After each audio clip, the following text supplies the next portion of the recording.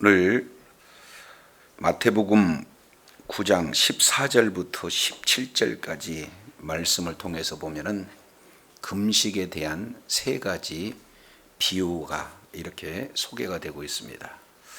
오늘 이 말씀은 사실은 우리가 너무 잘 알고 있는 내용이기도 하고 또 동시에 그 정확한 하나님의 의도를 사실은 이렇게 자세히 깨닫지 못한 그런 내용들이 오늘 본문에 소개가 되고 있습니다.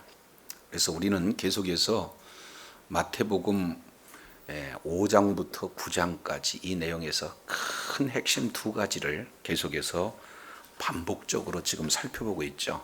그래서 산상수훈을 통해서 예수님께서 하나님의 나라가 무엇인가, 그 하나님의 나라에 대한 내용들을 말씀하고 있다면 그 하나님의 나라의 실체가 되시는 예수님이 이제는 어떠한 권세를 가지고 있는가. 그래서 예수님은 질병을 치유하실 수 있고 또 예수님께서는 온 우주 만물 특히 바다와 바람도 잠잠케 할 수 있는 권세가 있고 특히 귀신과 같은 영적인 존재도 예수님 앞에 무릎을 꿇을 수 있는 그런 권세, 그리고 제사하는 권세, 이런 모든 내용들을 이제 이적, 10가지 이적을 통해서 하나님의 나라가 실체가 어떤가 하는 내용을 바로 예수 그리스도의 권세를 통해서 이제 말씀을 이렇게 하고 계십니다. 근데 중요한 것은 이러한 이적을 통해서 하나님의 관심은 누구에게 있느냐 내용을 봤더니 세 가지 이적을 통해서 제자 훈련을, 또 세 가지 이적을 통해서 제자 훈련을, 또 네 가지의 이적을 통해서 제자의 훈련, 이런 패턴을 이렇게 구조를 통해서 보여주심으로 하나님의 관심은 어디에 누구에게 있다는 거예요? 제자들에게 있다. 그래서 1차 이제 제자 도에 대한 내용은 모든 일에 우선순위가 있는데 그 우선순위는 바로 주님의 이제 귀한 제자로서의 사명을 감당하는 것이다. 두 번째 제자 도에 대한 내용을 우리가 마태복음 9장 9절부터 12절까지 이 내용을 통해서 살펴보았을 때 예수님이 이제 명령하시면 그 명령에 그대로 즉각적으로 순종하는 마태의 본보기적 내용뿐만 아니라 예수님께서 왜 이 땅에 오셨는가 하는 오신 목적과 사역의 본질이 무엇인지를 우리가 지난 시간 이렇게 살펴봤어요. 그래서 형식만 추구하고 있는 그런 지도자들이, 우리 주님께서는 그들은 자칭 선생이다, 하나님의 말씀을 이렇게 가르칠 수 있는 그러한 말씀에 능한 자다라고 하는 그런 자들이 사실은 하나님의 의도를 바로 알지 못하는, 말씀의 초본이 정확하게 하나님의 뜻이 무엇인지 배워야 될 그런 어떤 대상이다, 이렇게 말씀하시면서 예수님은 이 제사보다도 가장 먼저 뭘 원하셨다는 거예요? 긍휼을 원하셨다. 여기서 긍휼이라고 하는 것은 헤세드라고 하는 단어를 사용해서 언약에 근거하신 그 사랑. 그래서 예배라고 하는 그 형식보다도 예배를 통해서 바로 예배를 받으신 하나님의 큰 은혜가 임하지 아니하고는 우리는 예배도 나올 수도 없고 기도할 수도 없고 찬양할 수도 없고, 그리고 모든 삶의 현장 속에서 살아갈 수 없는 연약한 존재기에 무엇을 더 예배를 드렸냐보다도 뭘 중시 여겨라? 하나님의 긍휼을 구하는 그런 자가 되어야 된다, 이렇게 말씀을 분명하게 말씀을 하고 있습니다. 자, 이제 마태복음 9장 14절 이 내용을 통해서 보면은 바리새인들과 이제 이러한 논쟁이 계속해서 이루어지고 있어요. 14절 내용을 보니까 그때에 라고 하는 이 내용은 바리새인과의 그런 뭐예요? 이런 논쟁이 이루어지고 나는 또 그때요. 그러니까 논쟁이 있고 나서 또다시 논쟁이 계속되는 그때, 이렇게 말씀을 하고 있죠.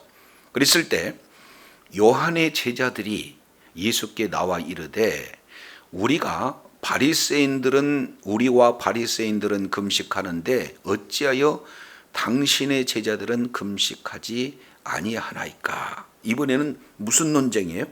금식 논쟁. 이제는 식사 논쟁이 끝나고 난 다음에 바로 금식 논쟁이 이루어지는 이 내용이 오늘 본문에 이렇게 줄거리가 되어집니다.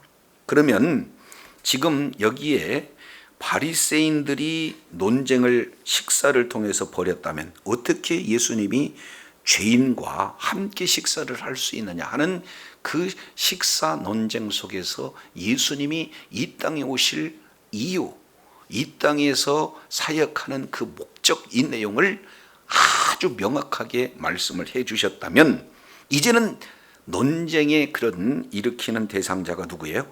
요한의 제자들. 여기서 요한이라고 하는 것은 세례 요한을 말씀을 하고 있습니다. 그런 세례 요한이 예수님께 나와가지고 지금 금식 논쟁을 이렇게 하고 있는 것을 봅니다. 자, 이들은 자기 스승 세례 요한이 결국에는 헤로디아의 그런 어떤 사건을 통해서 지금 옥중에 있는 거예요. 그래서 어떻게 하면은 금식하고 스승을 위해서 지금 또 자기들의 경건을 위해서 금식하고 있는데 예수님의 제자들은 금식하지 않는다는 것, 이것이 굉장히 지금 예수님 앞에 마음 가운데 분노가 있어서 따지고 있는 모습입니다. 근데 이 내용을 가만히 살펴보세요. 요한의 제자들이 금식하는 이 문제를 따집니까? 아니면 우리와 바리새인들은 금식하는데 하니까 여기에 은근슬쩍 바리새인과 함께한 그들을 지금 바라볼 수가 있나요? 그렇습니다. 그러니까 요한의 제자들하고는요, 바리새인하고는 가는 길이 달라요. 그런데 신기하게도 예수님 앞에 따지는 일에는 적이 됐든지 방향성이 다르든지 관계없이 함께 지금 이렇게 예수님께 따지고 있는 모습이에요. 이 내용은 오늘날도 마찬가지입니다. 이제 예수님을 대적하는 그 일에는요, 어제의 적군이 오늘의 아군이 되어서 하나의 그런 당을 이루어 가지고 예수님을 공격하는 모습은 그때나 지금이나 여전히 동일한 이런 내용이에요. 근데 여기서 내용을 보면은 여기에 신기한 부분들이 소개가 되고 있습니다. 어찌하여 우리는 금식하는데 당신의 제자들은 금식하지 않는가? 그러면은 결국 기준은 우리는 이렇게 바르게 하는데 왜 당신은 이렇게 합니까? 그러니까 모든 기준이 우리는 맞고 너희는 틀리다, 이렇게 지금 기준을 하고 있는 것을 볼 수가 있습니다. 그러면 오늘날 이런 부분들이 우리에게도 그대로 적용이 되어져요. 나는 어떻게든지 성경을 읽는데 너는 왜 성경을 읽지 않느냐? 예배를 우리는 계속해서 집중하고 있는데 왜 예배를 드리지 않느냐? 그 기준 자체가 결국에는 자칫하면 하나의 형식이, 이제 그런 형식을 통해서 종교성을 가지고 다른 사람과 비교해서 이렇게 정죄하고 있는 그런 모습이 이런 요한의 제자들뿐만 아니라 종교 지도자들이 가지고 있는 그런 전형적인 특성이에요.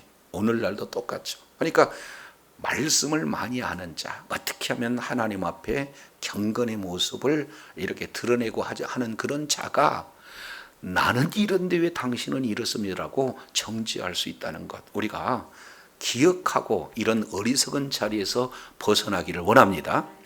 하나님께서 나에게 은혜를 주셔서 금식할 수 있고, 하나님께서 은혜를 주셔서 예배자로 불러주시고, 하나님께서 은혜를 주셔서 찬양하며 말씀과 가까이 할 수 있는 그 하나님께 감사해야지 왜 당신은 못하느냐라고 지적한다면 이건 하나님이 원하는 방식이 아니라는 거예요. 그래서 요한의 제자들이 바리새인과 함께 이 금식 가지고 지금 예수님을 이렇게 공격하고 있는 모습들을 보게 됩니다. 그래서 그때 당시에 바리새인들, 특히 종교 지도자들이 가지고 있는 경건 요소 3가지가 있어요. 이것은 우리가 마태복음 5장에서 살펴본 그런 어떤 내용이죠. 그 내용은 뭡니까?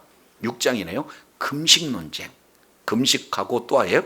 기도. 또 하나는 구제. 그래서 구제와 기도와 금식, 이것이 경건에 대한 3대 그런 어떤 핵심 내용이 되어져요. 그러니까 우리는 금식한다, 그 얘기는 우리는 다른 말로 얼마나 경건한 삶을 살고 있습니까? 이렇게 말을 하고 있는 것을 보게 됩니다. 자, 그런데 이 내용에 대해서 가만히 이렇게 살펴보면은 구약의 배경과 신약의 배경이 그들에게 형식적으로 잘 자리 잡고 있는 것을 보게 됩니다. 자, 이 내용을 통해서 보면은 먼저 구약의 개념을 한번 보시죠. 자, 구약의 개념, 스가랴서 어디를 보냐면은 7장을 한번 보겠습니다. 4절입니다. 4절. 만군의 여호와의 말씀이 내게 임하여 이르시되 온 땅의 백성과 제사장들에게 이르라. 너희가 70년 동안 5월 뭐라고요? 5월과 7월에 금식하고 애통하였거니와. 지금 이렇게 표현하고 있습니다. 여기서 5월이라고 하는 이 내용은 이제 예레미야 52장 이 내용을 통해서 보면은 5월 달에 예루살렘이 함락된 때예요. 그러니까 이 함락된 내용을 기억하면서 매우 사실은 애통했다. 그리고 7월 이 내용은 이스라엘 백성들이라면 1년에 단 한 차례 바로 7월 10일 대속죄일 날 금식하면서 이제 대속죄일에 대한 하나님의 그 은혜 가운데 나가게 되어지는 거죠. 그래서 이들은 5월 금식, 7월 금식 이 내용을 통해서 이렇게 애통을 했어요. 자, 그런데 우리 주님께서는 그들은 5월 금식, 7월 금식을 가지고 애통을 하고 있는데 우리 하나님이 받아주시는 것은 어떤 내용인가? 5절 하반절 보니까 그 금식이 나를 위해서 한 것이냐 아니면 너희를 위해서 한 것이냐, 이것을 되묻고 계세요. 그러니까 금식했다라고 하는 이 내용이 나를 위한 금식, 하나님을 위한 금식이냐 너희를 위해서 금식하는 거냐라고 지금 되묻고 있는 것을 이렇게 살펴볼 수가 있습니다. 자, 그러면서 8장 18절 만군의 여호와의 말씀이 내게 임하여 이르시되 만군의 여호와가 말하노라. 자, 4월 금식과 5월 금식과 7월 금식과 그 다음에 10월 금식이 변하여 유다 족속에게 기쁨과 즐거움과 희락의 절기가 되리니 오직 너희는 진실과 화평을 사랑할지니라. 이렇게 말씀을 하고 있어요. 그들은 이제는 5월 금식, 7월 금식보다도 추가해서 4월 금식을 더하고 또 하나를 더해서 뭐예요?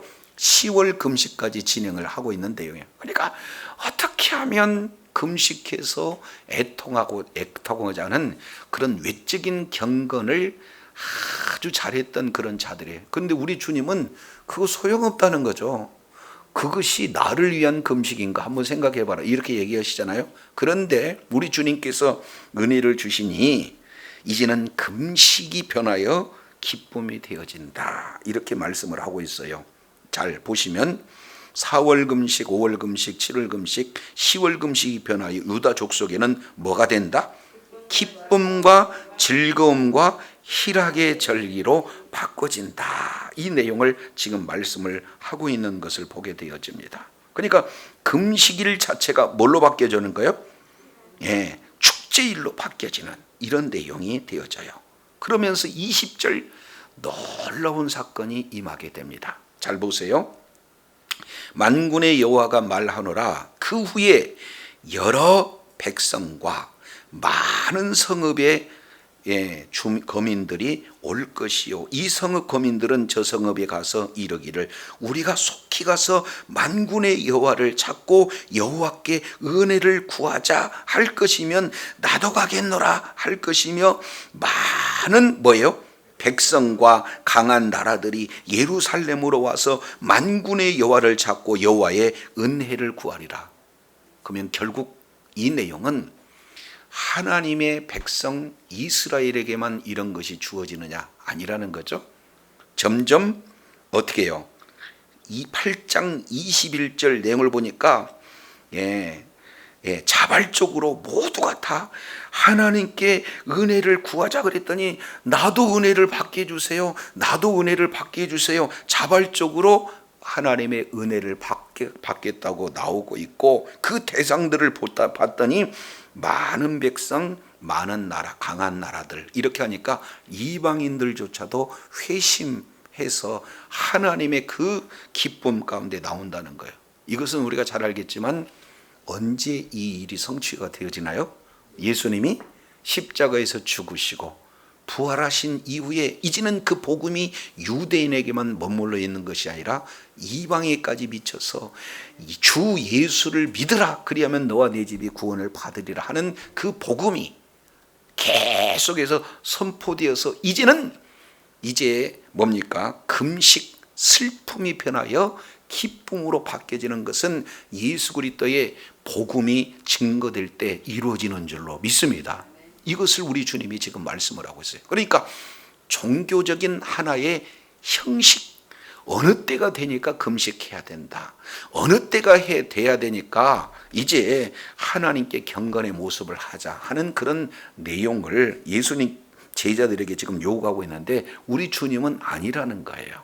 그래서 구약의 신뢰를 통해서 봤더니 이렇게 그들은 점점 금식을 하나의 4월 금식, 5월 금식, 7월 금식, 10월 금식, 계속 거기서 금식을 이렇게 넓혀나가고 있는 것을 보게 됩니다. 이게 신약시대 이 내용을 통해서 보면은 누가복음 18장 12절, 누가복음 18장 12절 우리 잠깐 살펴보도록 하겠습니다.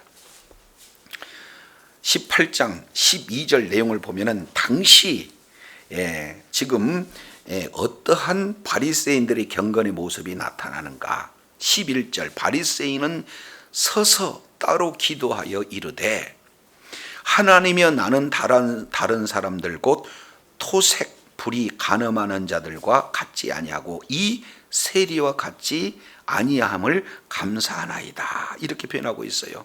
그러면 결국 이 내용을 통해서 살펴보면은요, 이제 하나님 앞에 기도하기보다는 자기가 얼마나 다른 사람과 차이가 있는지 자기의 경건한 내용을 지금 잘 이렇게 드러내고 있는 겁니다. 그러면서 12절, 자 여기 오늘 본문하고 연관이 돼요. 나는 일회에 2번씩 금식하고 소득의 11조를 드러나이다 하고 그랬죠. 그러면은 일주일에 그들은 아예 몇 번씩 금식한다는 거예요? 최소한 2번씩 금식한다. 그러니까 이것은 경건에 대한 내용을 조금 더 경건하고자 해서 지나친 경건주의로 빠졌던 이 종교 지도자, 특히 바리새인들의 지나친 경건 모습을 잘 이렇게 보여주고 있는 거죠. 그래서 구약에서 금식 그리고 신약에서 금식, 이 내용은 경건의 또 다른 하나의 그런 어떤 모습 척도이기 때문에 많은 사람들한테 나는 이렇게 경건하다라고 보여주는 차원이지 진짜로 하나님을 향해서 마음을 찢는 이런 어떤 모습이 아니다라는 사실을 우리가 이제 신약과 구약 이 내용을 통해서 살펴볼 수가 있습니다. 자, 그러면 이런 부분에 대해서 예수님은 이 말씀에 대해서 어떻게 답변하고 계시는가? 9장 15절 보겠습니다. 마태복음 9장 15절, 예수께서 그들에게 이르시되 혼인집 손님들이 신랑과 함께 있을 동안에 슬퍼할 수 있느냐? 그러나 신랑을 빼앗길 날에 이르니 그때에는 금식할 것이니라. 그래서 금식에 대한 그 비유 가운데 첫 번째 비유가 뭐예요?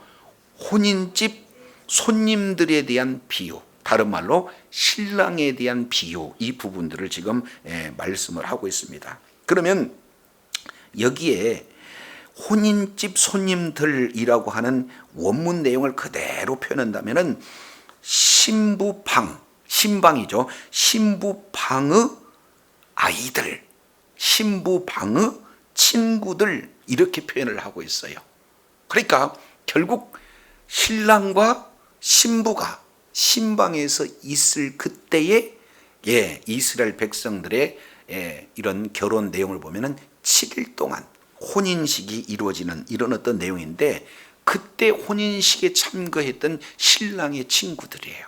그러면 유대인들의 이 종교, 이 의식, 이 내용을 통해서 보면 그때 하필이면 7월 달이 이렇게 금식이 일이 이루어졌다 할지라도 혼인집에 가서 기뻐해야 되기 때문에 그날만큼은 금식을 뭐 하게 돼 있어요? 풀게 돼 있다, 그 말이죠. 그러니까 그를 문화적으로 잘 알고 있는 지금 이들에게 예수님께서, 자, 혼인집에 손님들이 신랑과 함께 있을 동안에 슬퍼할 수 있느냐, 다른 말로 금식할 수 있느냐 라고 물어보면 그들은 아니다, 이렇게 답변할 수 있는, 아주 누구나 알 수 있는 내용을 가지고 그들에게 지금 말하고 있는 것을 보게 되어져요. 이것은 문화예요. 근데 여기서 하나님의 놀라운 의도가 이 속에 담겨져 있죠. 그러면 여기에 신랑은 누구고, 두 번째 신랑과 함께 하는 자들은 누구인가, 이 부분들을 우리가 놓쳐서는 안 되죠. 자, 그러면 이 신랑이라고 하는 이 내용을 구약 성경 여러 군데가 있지만 그 중에 한 군데 이렇게 살펴보면은 이사야서 54장 5절, 이사야서 62장 5절, 이 내용을 보면은 이스라엘은 신부고, 그리고 이스라엘의 남편이 하나님이시다라는 사실을 말씀을 하고 있습니다. 이 내용은 아주 구체적으로는 호세아 2장에서 말씀을 하고 있는 거죠. 그러면은 신랑, 그러면 하나님이 이스라엘의 신랑이 되고, 그리고 이스라엘은 하나님의 신부가 되어진다라는 것을 구약 성경에서 말씀을 하고 있는 것을 보게 됩니다. 자, 그러면 그런 하나님이 이제는 어떻게 돼요? 육신을 입고 이 땅에 오셔서 우리를 위해서 진정한 이 잔치를 이뤄버리는, 발로 그런 우리들에게 이런 천국 잔치를 베풀어 주시는 분이 바로 예수 그리스도인 줄로 믿습니다. 그래서 창세기 2장 에덴 동산, 이 내용은 에덴이라고 하는 내용은 기쁨의 울타리예요. 그 자체가 하나의 천국의 잔치와 같은 그런 어떤 내용입니다. 그런데 창세기 3장에 하나님의 말씀에 불순종함으로 말미암아 이제 뭐예요? 잔치에서 쫓겨난 그런 어떤 내용이 되어지죠. 그래서 요한복음 2장, 예수님이 가장 7가지의 이적을 말씀하실 때 가나 혼인 잔치에서 포도주가 떨어졌을 때 예수님께서 물이 변하여 포도주가 되게 한 그 사건은 뭡니까? 잃어버린 천국의 그 기쁨을 다시 되찾아 준 분이 바로 나다, 예수님이다 라는 사실을 가나 혼인잔치를 통해서 보여주신 분이 바로 예수 그리스도인 줄로 믿습니다. 그러면 결국 혼인 집에 손님들이 신랑과 함께 있을 동안이라고 하는 이 내용은 구약의 민족의 신랑 되신 하나님께서 이제 직접 이 땅에 오신 분이 바로 예수님이고, 예수님이 이 땅에 오셨을 때 바로 이제 천국을 우리들에게 주셨어요. 그래서 예수님은 뭐예요? 회개하라, 천국이 가까웠다 라고 우리들에게 뭘 주셨어요?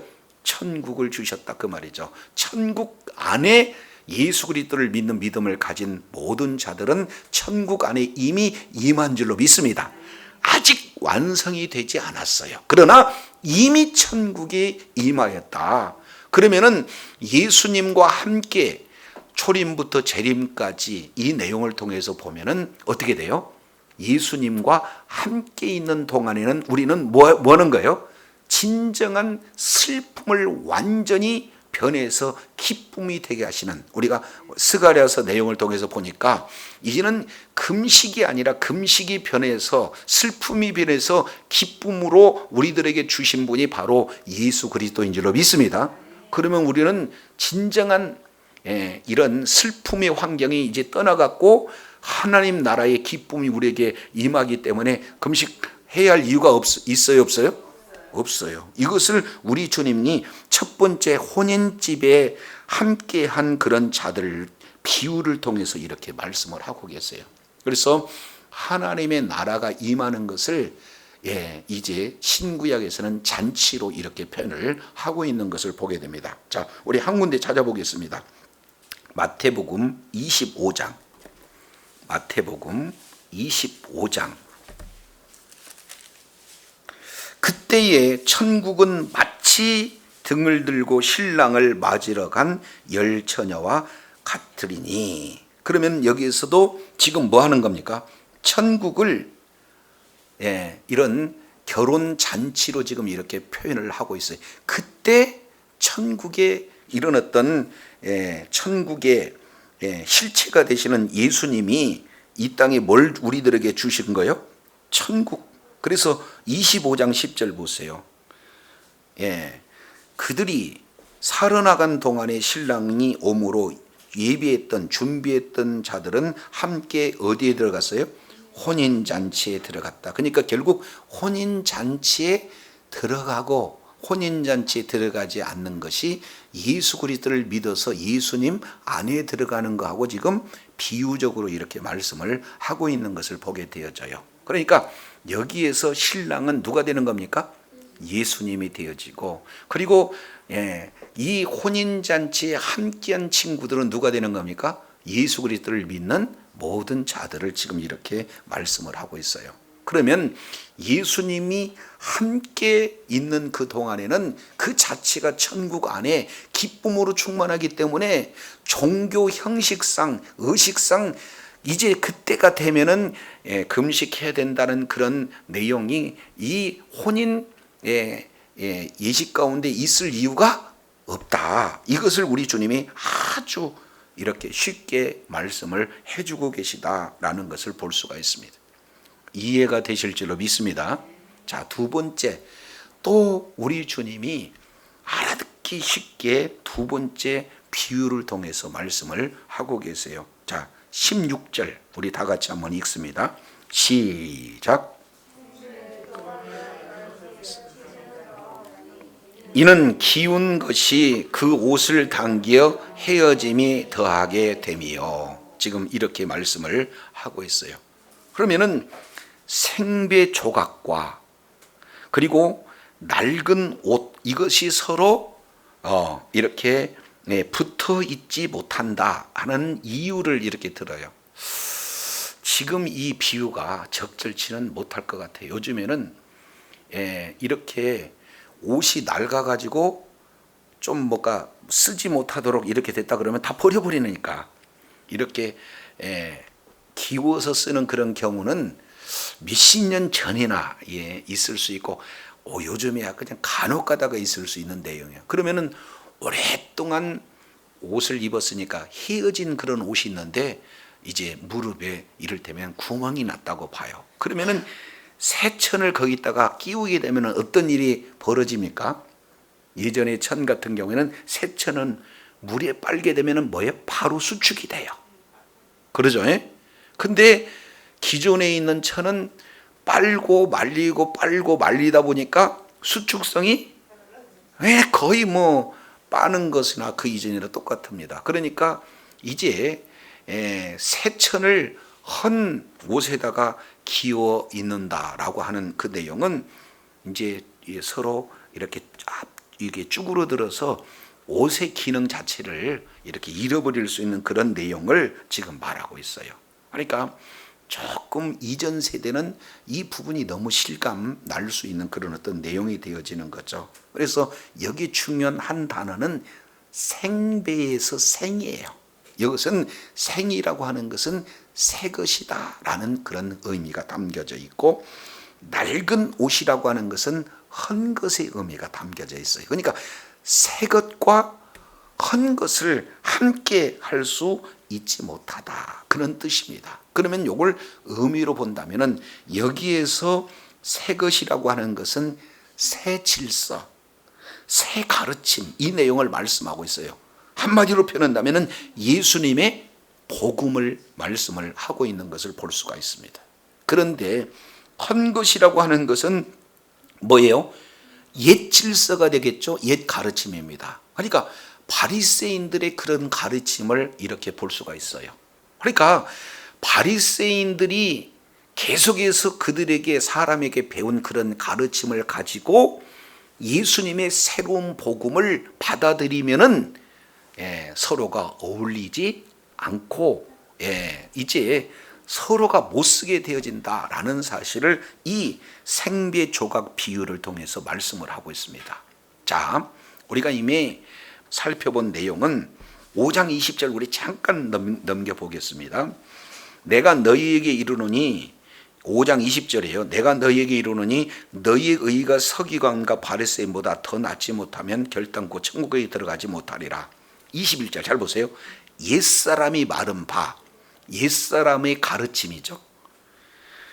살인하지 말라, 누구든지 살인하면 심판을 받으리라. 이게 옛 질서요, 옛 가르침이다, 그 말이죠. 그런데 예수님의 가르침은 나는 너희에게 이르노니 새 가르침을 말씀을 하고 있어요. 그러면서 형제에게 노하는 자마다 심판을 받고 형제에 대해서 나가라 하는 자는 공회에 잡히게 되고 미련한 놈이라고 하는 자는 지옥불에 들어가느니라. 그러니까 이제 단순하게 살인하지 않았다는 그 결과만을 가지고 나는 의롭다라고 자처하는 그 자들에게 우리 주님의 새로운 가르침, 아니 살인하는 결과보다도 그 살인하는 결과 이전에 어떤 동기, 이 자체도 결국 살인과 똑같다라고 하는 예수님의 새로운 가르침을 바리새인은 그 기준에서 받아들일 수 있을까요?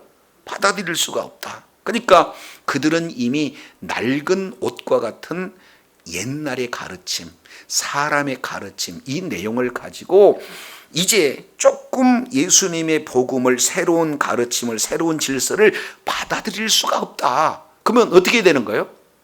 새 옷, 뭐예요? 헌 옷을 벗어버리고 새 옷을 입어야지. 지금 헌 옷을 입는 상태에서 새 옷을 받아들이는 것은 헌 옷에다가 새로운 생배 조각을 붙이는 이런 어떤 내용과 똑같다. 그러면 결과가 마태복음 9장 16절 내용을 통해서 보니까 기운 것이 그 옷을 당겨 헤어짐이 더할 것이요. 그러니까 생배 조각도 못 쓰고 기존 옷도 못 쓰게 되어진다라는 것을 이렇게 말씀을 하고 있어요. 그리고 이제는 불신자들도 하여튼 정권이 바뀌면 매번 나오는 것이 새술은 새부대. 이것은 예수를 믿는 사람이든 불신자든 다 지금 진행하는 그 유명한 선구가 9장 17절에 기록되고 있습니다. 새 포도주를 낡은 부대에 넣지 아니하나니. 이건 누구나 아는 내용이에요. 아주 쉬운 내용을 통해서 우리 주님께서 지금 말씀을 하고 계셔요. 자, 이 내용을 보면은 포도주의 그 제작 과정을 보면 누구나 이것은 다 알 수 있습니다.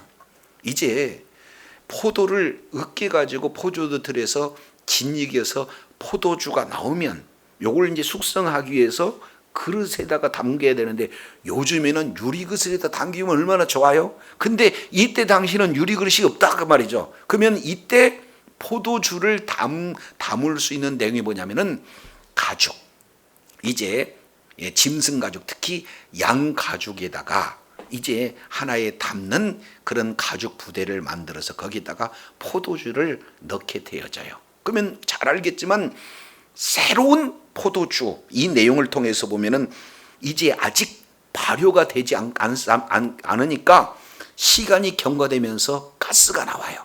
그러면은 처음에 양보다도 뭐예요? 가스가 나오니까 부풀어지겠죠. 그러면은 가죽이 신숙성이 있으니까 이제는 가스로 인해서 팽창되면은 이 가죽 역시 마찬가지 어떻게 되는 거예요? 똑같이 팽창되는 거예요. 같이 신축성이 있으니까. 그러니까 새 이런 어떤 포도주를 이 새 부대에다 넣으면은 이상이 없는데, 만약에 새 포도주를 가지고 예전에 이렇게 포도주 예전에 헌 가죽 부대에 진행을 하면은 가죽 부대가 비를 맞고 햇볕을 하면은 신축성이 처음은 있다가 나중에 가면은 신축성이 없게 되는 거죠. 그래서 이제 아예 신축성이 딱 떨어져요. 거기에다가 이제 발효되지 않는 그런 술을 집어넣게 되면은 가스가 나와서 팽창이 되면은 같이 가죽 부대도 팽창을 해줘야 이제 터지지 않는데 신축력이 떨어지는 내용이기 때문에 어떻게 됩니까? 가스에 의해서 펑 터지게 돼요. 그러면 세 단계로 나타나요. 자, 19장 17절 내용을 보니까 새 포도주를 낡은 가죽 부대에 넣지 아니하나니 그렇게 하면 새 포도주에다가 낡은 가죽 부대에다 넣게 되면 부대가 터집니다. 1번 터지고, 두 번째 포도주도 쏟아지고, 세 번째 부대도 버리게 됩니다. 그러면은 포도주도 버리고 가죽도 버리게 되는 그 결과가 나타난다는 거예요. 그러니까 누구나 알 수 있는 새 포도주는 새 부대에 넣어야 된다라는 것을 지금 말씀을 하고 있습니다. 그럼 여기서도 잘 알겠지만 새 포도주는 뭐가 되는 겁니까? 새 포도주는 기쁨이잖아요. 이제 요한복음 2장 가나 혼인잔치에서 이미 우리가 살펴본 내용이잖아요. 그러니까 결혼식에서 가장 중요한 요소는 기쁨이에요. 우리는 이제는 죄로 말미암아 기쁨을 잃어버렸어요. 그런데 그 기쁨, 하나님 나라의 기쁨을 되찾아 주신 분이 바로 예수 그리스도예요. 그러면 여기서 포도주라고 하는 것은 일상 속에서 포도주를 쓰고 있지만 여기서 포도주는 뭘 얘기합니까? 복음을 얘기해요. 그래서 복음을 정천에 드는 그런 자는 더 이상 죄에 싹신 사망 가운데, 어둠 가운데 더 이상 놓여 있지 않기 때문에 어떻게 되는 겁니까? 기쁨으로 충만하다라는 사실을 이렇게 살펴볼 수 있게 되어지는 겁니다. 그러면 결론적으로 새 포도주는 어디에다 넣어야 된다는 거예요? 새 포도에, 새 부대에 넣어야 된다. 그러면 결국 우리는 이제는 구약에 있는 율법의 틀에다가 복음을 받아들이는 것이 아니라 완전히 우리는 뭐예요? 새 부대가 되어야 복음을 받아들일 수 있다라는 사실을 이렇게 말씀을 하고 있습니다. 자, 두 군데만 찾아보겠습니다. 에베소서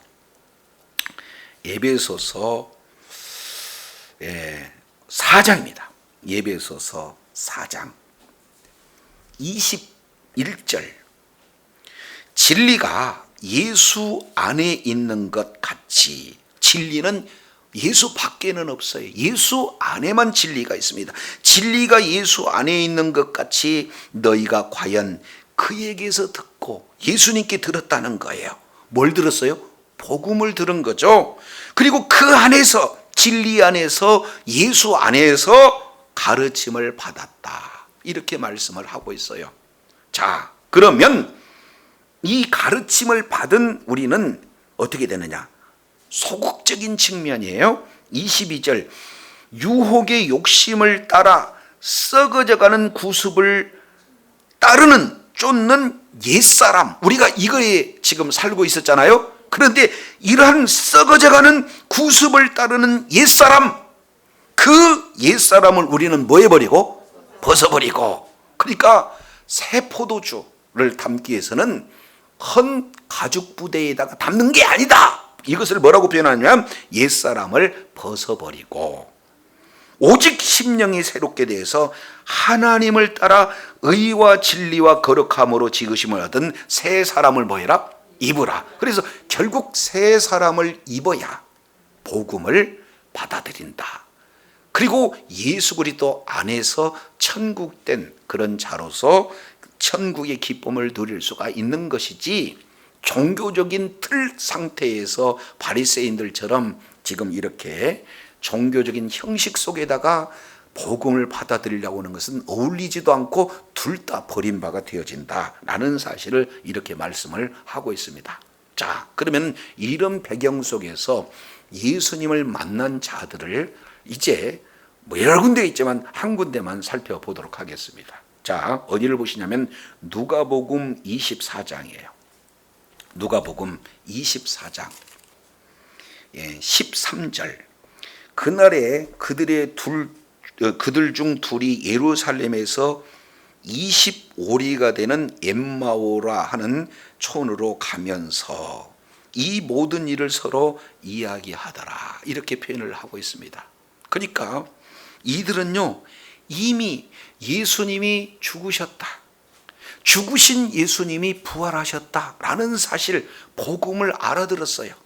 그런데도 불구하고 사람의 생각에 어떻게 죽으셨다가 다시 살아날 수가 있겠는가, 믿겨지지 않아서 예수님의 제자에서 이제는 사명을 놓고 각자 고향으로 돌아가는데요. 오늘날도 성경이 이야기하니까, 목사가 이야기하니까 예배 가운데 예수님이 나 때문에 죽으셨어요, 그러나 다시 3일 만에 살아나셔요, 지식으로는 다 알아요. 그러나 이것이 내 심령 가운데 복음되지 못하면 예수님 따로 내 삶 따로 살게 되는 그런 상황과 똑같은 거죠. 그런데 문제는 24장 15절에 저희가 서로 이야기하며 문의할 때 예수께서 가까이 이르러 그들과 동행하는데 그들의 눈이 뭐였어요? 가려져서 그인 줄 알아보지 못해요. 그러면서 17절 잘 보세요. 예수께서 이르시되 너희가 길을 가면서 서로 주고받는 이야기를 무엇이냐. 옆에서 예수님이 물어보도 그분이 예수님이 누군지 몰라요. 눈이 가려졌으니까. 그래서 두 사람이 슬픈 빛을 띠고 머물러 있더라. 여기서 슬픈 빛은 뭡니까? 예수님을 잃어버리는 이런 낙심이잖아요. 그죠? 자, 그런데 반전이 임해요. 반전. 자, 어디에서 반전이 되느냐? 31절 보시겠습니다. 그들의 눈이 밝아져 그인 줄 뭐하니? 자, 이것이 16절과 짝을 이뤄요. 눈이 가려워지니까 그인 줄 알아보지 못했는데 31절 눈이 밝아지니까 그 예수님인 줄 알아봐요. 그러니까 눈이 감겼느냐, 눈이 띄어졌느냐, 이거에 따라서 확 이렇게 달라지는데, 눈이 가려서 예수님을 몰라봤을 때는 그들은 슬픈 빛을 띠는 거예요. 다른 말로 금식 상태와 똑같은 상황이 되어지는 거죠. 자, 그런데 32절 잘 보세요. 32절 저희가 서로 말하되 길에서 우리에게 말씀을 하시고 우리에게 성경을 풀어주실 때 우리 속에 마음이 뭐하지 않느냐? 뜨겁지 아니하느냐. 이것은 기쁨으로 충만한 거예요. 그렇잖아요. 슬픔이 변하여 기쁨이 되어지는 겁니다. 그러면 자 보세요. 눈이 가려져서 예수님을 바라보지 못했을 때 그들은 슬픔이었다. 그런데 예수님이 바로 살아나셨다는 것을 알고 이제 예수님을 보니까 마음이 뜨거워지는, 다시 사명의 불길이 솟아오르는 이런 놀라운 역사가 임하게 되는 거예요. 그래서 그 이전에 그들은 사명을 포기하고 고향 앞으로 가다가 예수님을 알아보지 못한 내용인데, 예수님을 바라보고 다시 한번 사명의 불이 훨훨 타오르게 되면 어떻게 되는가? 33절 내용을 통해서 보니까 곧 그 시로 일어나 예루살렘으로 다시 돌아가요. 사명을 찾고 뭐예요? 다시 이제는 사명의 길로 가고 있는 내용이에요. 그러면 이 가장 핵심적인 내용이 어디가 있느냐? 중심부에 있어요. 그게 뭐냐? 26절. 이것이 기독교의 핵심이요, 이 내용이야말로 모든 신앙의 본질입니다. 예수님이 가르쳐 주신 내용이 뭐예요? 그리스도가 이런 고난을 받고 자기 영광에 들어가야 할 것이 아니냐, 이렇게 말씀을 하고 있어요. 여기서 고난이라고 하는 것은 십자가에서 죽으심이고, 영광이라고 하는 것은 죽으셨다가 다시 부활하는 거예요. 그러니까 기독교의 핵심이요, 신앙의 가장 본질은 뭐예요? 복음이에요. 십자가와 부활인 줄로 믿습니다. 그러니까 예수님이, 자 27절, 그들이 낙심하고 갔을 때 왜 눈이 가려져 있는 자를 눈을 띄고 이제 사명을 잃어버리고 낙심하던 그들을 사명에 불타서 다시 한번 주님을 이렇게 따르는 그 자리로 회복할 수 있었던 그 가장 핵심이 복음인데, 복음을 어떻게 알았냐 그 말이죠. 자 보세요. 27절에 답이 있습니다. 이에 모세와 및 모든 선지자의 글, 이것은 다른 말로 구약성경의 관용구예요. 그러니까 구약성경에 이렇게 표현한 거 똑같아요. 모세, 그러면 모세오경, 모든 선지자의 글, 선지서. 그러니까 구약성경을 통해서 모든 성경에 쓴 바, 기록된 바, 자기에 관한 것을 자세히 설명하시니라. 다시 뭐라고요?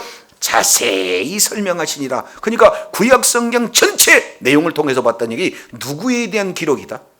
예수님에 대한 기록이다. 그래서 구약성경 시편에도 모세오경에도 선지서에도 왜 예수님이 죽으셔야 되고 왜 예수님이 죽었다 살아나셔야 되는 것을 이미 성경을 통해서 기록한 내용을 그 낙심하는 제자들, 예수님을 알아보지 못하는 제자들에게 말씀을 통해서 예수님이 왜 죽어야 되고 예수님이 왜 부활해야 되는가, 고난과 영광, 다른 말로 십자가 부활을 자세히 가르쳐 주니까, 아, 예수님이 죽는 것이 낙심이 아니구나, 예수님이 죽었지만 그 제자들이 얘기한 것처럼 부활하셨다는 그 말이 잠이구나 라는 사실을 알고 복음을 깨닫고 기쁨으로 충만한 그런 은혜가 있는 줄로 믿습니다.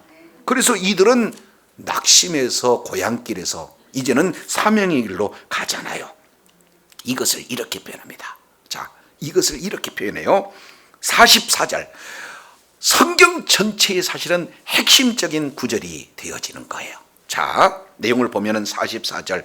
또 이르시되 내가 너희와 함께 있을 때 너희에게 말한 바 곧 모세의 율법과 선지자의 글과 시편, 요건 구약 성경의 또 다른 표현이에요. 그러니까 모세의 율법이든 선지자의 글이든 시편이든 이 모든 내용은 다 나를 가르쳐 기록된 것이다, 예수님에 대한 내용인 줄로 깨달으시길 바랍니다. 그러면 5절이에요. 내가 능력이 있고 내가 지혜가 있어서 깨닫는 게 아니라 그들의 마음을 열어. 두 번째, 성경을 깨닫게 하시고, 이 내용은 내가 열리는 것이 아니고 내가 깨닫는 것이 아니라 깨닫게 해주신 분이 바로 우리 주님이신 줄로 믿습니다. 그러니까 우리가 성경을 읽을 때든지 예배를 드릴 때든지 하나님 말씀을 듣는 귀가 있게 하여 주옵소서. 마음을 열어 하나님의 말씀을 듣게 하옵소서. 기도가 이렇게 해서 이루어지는 게 되는 거예요. 자, 그러면은 잘 보세요. 깨닫는 순간 46절. 이같이 그리스도가 고난을 받고 십자가에 죽으시고 3일 만에 죽은 자 가운데서 다시 사는 것, 십자가와 부활 사건을 말하는 거죠. 또 그의 이름으로 죄 사함을 얻는 회개가 예루살렘으로부터 시작해서 온 족속에게 전파될 것을 기록한 것이, 이게 성경의 압축판입니다. 그래서 복음의 출발점은 예루살렘으로 출발해요. 그래서 그 출발한 그 복음이 땅끝까지 이제는 증거가 되면 우리 주님이 다시 오신다, 그 말이죠. 그 일에 저와 여러분 증인인 줄로 믿습니다. 근데 이런 내용은 우리 힘으로 될 수가 없어서 49절 볼지에다 내가 내 아버지의 약속하신 것을 너희에게 보내리니 너희는 위로부터 능력을 입을 때까지 이성에서 유예라. 그러니까 하나님의 나라는 하나님의 능력으로 바로 전하는 그런 자리에 있어야 된다는 것을 말씀을 하고 있어요. 그러면서 52절 잘 보세요. 핵심입니다. 저희가 그에게 경배하고 뭘로? 큰 기쁨으로 예루살렘에 돌아가. 그러니까 정확한 십자가와 부활을 바로 아는 그런 자들은 금식의 상태예요. 기쁨의 상태예요. 큰 기쁨으로 돌아가서 늘 성전에 있어 하나님을 뭐 하는 거예요? 찬송하는 거예요. 이들은 이런 십자가와 부활을 통해서, 복음을 통해서 예수님을 사실은 오늘 또 뭐예요? 신랑으로 모시고 예수님과 함께 동행하는 자인 줄로 믿습니다. 그러면 이제는 이미 하나님의 나라 안에서 천국의 기쁨을 누리게 되는 자인 줄로 믿습니다. 그러면 종교 의식처럼 또 금식해야 되는 거예요? 함께 신랑과 함께 지금 기쁨을 누려야 되는 거예요. 그런데 유대인들은 이 복음을 모르잖아요. 그러니까 때 되면 7월 10일이면 15일이면 뭐예요? 금식해야 되고, 저런 세리들과 관계없이 월요일, 목요일 우리는 일주일에 2번 정도는 금식해. 그러면 많은 사람들은 야 정말 경건하다 라고 사람들에게 보이기 위한 그런 금식인데, 우리 주님은 아직 천국의 기쁨이 저에게는 오지 않았다. 종교적인 행사로 겉으로는 경건의 모습이 탁월하지만 그 속에는 뭐가 없어요? 천국이 없고 예수님이 없고 예수가 신랑 되지 않은 그런 상태가 되어진다라는 것을 말하고 있습니다. 그러면 진정한 금식은 뭐가 되는 겁니까? 오늘 또 마찬가지예요. 목사가 되고 장로가 되고 권사가 되고 직분자가 됐는데 늘 때를 따라 예배는 잘 드리는데 진짜 예수님이 나의 신랑이 되지 못해요. 그러니까 이근심 저근심 가서 종교 행사는 진행하는데 기쁨이 없어요. 이제는 예수 안에 있는 거예요. 예수 밖에 있는 거예요. 설령 예수 안에 있다 할지라도 예수님과 교통하는 신랑과 신부 사이에 진정한 교제가 이루어지지 않으니까 그냥 종교인으로 전락되는 이런 상황을 말씀하고 있습니다. 그런 자에게 우리 주님은 바로 신랑을 잃었다, 이런 자가 금식한다라는 사실을 말씀을 하고 있는 것을 보게 됩니다. 그래서 저도 여러분도 이제 우리 역시 마찬가지로 내가 이만큼 기도하는데요, 나는 전도도 하는데요, 나는 예배를 빠지지 않는데요, 이런 외적인 경건을 통해서 그 예배를 받으시는 주관자가 되신 예수님을 이제 우리가 놓치고 예수님과 긴밀한 그런 어떤 관계가 설정이 되지 않았다 그러면 오늘날 우리는 뭐 해야 되는 겁니까? 바로 우리의 마음을 찢고 옛 구습을 다 벗어버리고 이제 예수 그리스도로 옷 입는 새 옷을 이렇게 갈아입어서 하나님의 말씀 복음을 받아들일 때, 엠마오로 내려가는 두 제자가 예수님의 소식은 들었으나 그들에게는 생명되지 않고 지식으로 받아들일 때는 아무리 얘기해도 안 들려요. 예수님이 직접 옆에서 말씀해도 안 들려요. 그런데 복음의 그 복음됨을 예수님의 말씀을 통해서 정확하게 깨달았을 때 이제 슬픔이 변해서 마음이 뜨거워져서 주님을 사랑하는 자리에 이제 사명의 자리로 다시 돌아가는, 그래서 땅끝까지 증인의 삶을 살한 그런 어떤 놀라운 자리에 있게 되는 줄로 믿습니다. 저도 여러분도 주님 오시는 그날까지 예수님과 함께 지금 신방에서 이제 축제의 기간을 보내는 이 하나님 나라 안에, 그래서 말로 천국이 아니라 실제 천국 안에서 하나님이 주신 그 기쁨 가운데 충만히 거하는, 그래서 하나님께 영광 돌리고 기쁨의 찬송으로 하나님께 영광 돌리는 주의 사랑하는 자녀들이 다 되시기를 예수 이름으로 축원합니다. 기도하겠습니다.